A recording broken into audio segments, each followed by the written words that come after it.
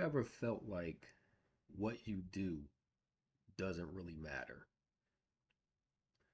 Like other people are more important than you, more gifted than you, more seen than you.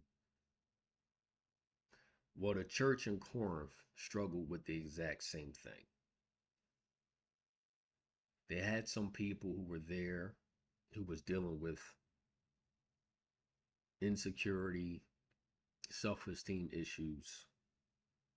They felt like what they did or what they were assigned to didn't matter. And Paul gives us one of the most powerful truths in all of biblical scripture. There are no insignificant people in the body of Christ.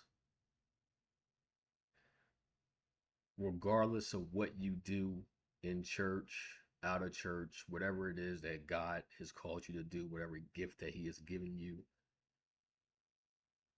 it is not only important, but it's vital. So in 1 Corinthians chapter 12, Paul confronts this division, this pride, and this comparison that was taking place in the church. We live in a world that's obsessed with status. You'll hear this word being thrown around a lot, status, a man of status. What does that actually mean? When people say status, they're usually referring to a person's wealth, their economic wealth, their economic strength, the type of job they have or do, how much money they make, what kind of car they drive, the kind of home they live in, the way they dress. This is usually what people mean when they talk about status. Visibility, if they're recognizable, so celebrities, entertainers, things of that nature. And unfortunately, in the church at Corinth, this same type of ideology, this same type of pride had affected the church,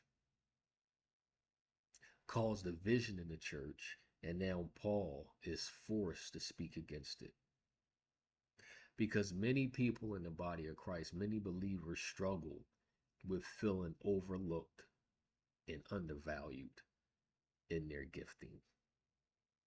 Because as people, we tend to place higher priority or higher status and recognition on some gifts over other gifts. And it leaves the body disjointed